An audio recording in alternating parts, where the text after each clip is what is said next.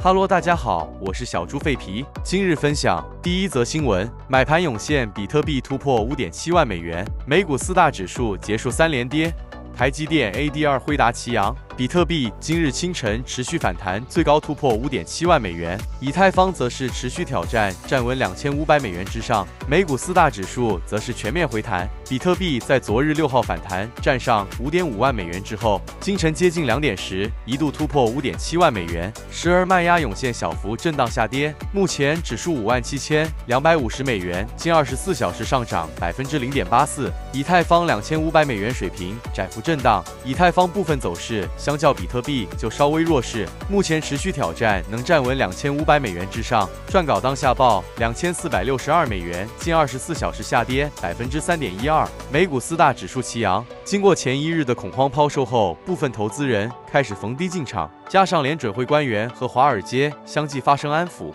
市场对于经济衰退的担忧情绪似乎有所缓解。美股四大指数中场齐收涨，中指连3跌，台积电 ADR 涨2.6%，辉达 NVIDIA 涨3%，道琼工业指数上涨294.39点，或0.76%，收报38997.66点。标普500指数上涨53.70点，或1.04%，收5240.03点。纳斯达克指数上涨166.78点，或1.03%，收16366.86点。费城半导体指数上涨48.12点，或1.06%，收4567.57点。不过 Stifel 首席股票策略师 Barry Bannister 认为，现在重返美国股市为时过早，坚持他对标普500指数在10月之前下滑至5000点的预测。总的来说，市场目前对于这波回调是否已经结束的多空声音皆有，请投资者注意风险。过去24小时全网爆仓近1.76亿美元。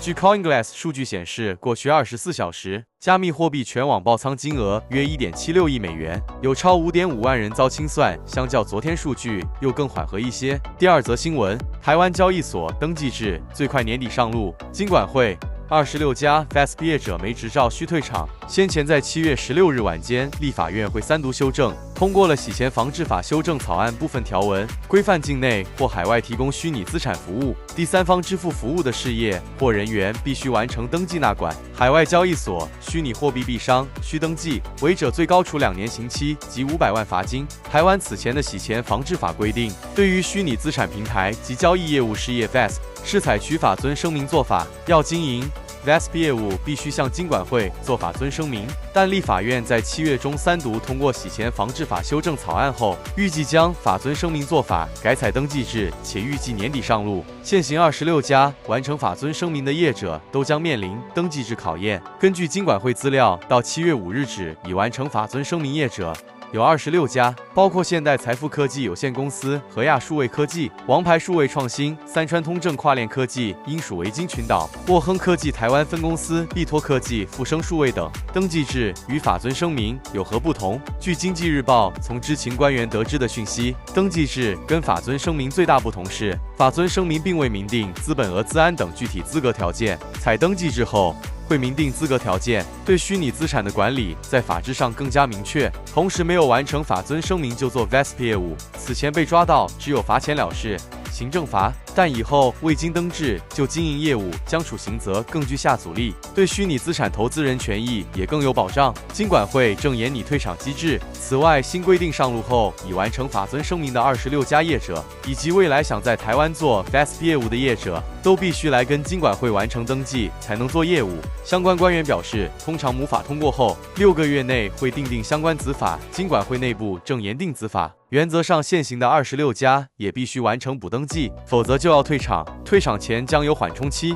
虽然退场机制看起来相对严格，但在退场前，主管机关也会给予调整的缓冲期。如果缓冲期过了，仍无法达到登记制的标准，最后才将正式退场。至于缓冲期时间多久，知情官员说，通常是6个月或1年。相关细节还在研究中，未来金管会也会举行公听会，听取各界意见。而对于投资者关注的交易平台必须退场时可能将出现的问题，FASB 工会副理事长肖慧宗表示，目前虚拟资产业者主要分 A、B、C 3大类 ，A 类主要是交易所，属于场内交易的平台；至于 B 类，则是属于场外交易，像是币商实体店面 BTM 等；C 类大部分是技术钱包厂商。如果未完成登记的虚拟资产业者没有其他同业愿意收购，必须把钱还给用户解散时 ，A 类的法币如果有银行信托，对使用者来说权益不至于受到影响。至于虚拟货币，除非是交易所有问题，没有足够的虚币退还给使用者，在退场过程才发现问题，否则用户也可以把虚币卖掉，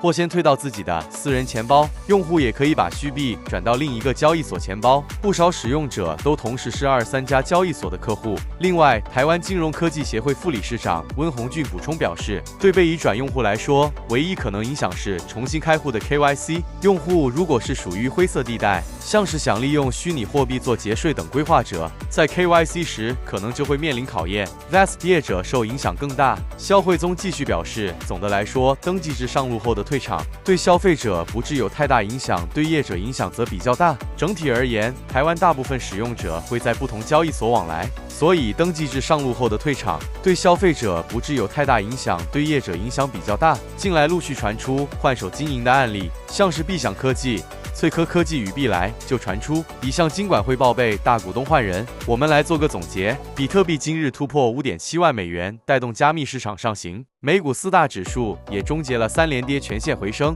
与此同时，台湾即将施行的虚拟资产登记制，反映出国家对加密货币市场的日益重视。26家现有业者需重新登记，否则将面临退场。这一新规则提升了合规成本，对虚拟资产交易所和投资者而言都是新的考验。好了，今天就分享到这，喜欢请帮我点赞、订阅、分享吧，谢谢大家。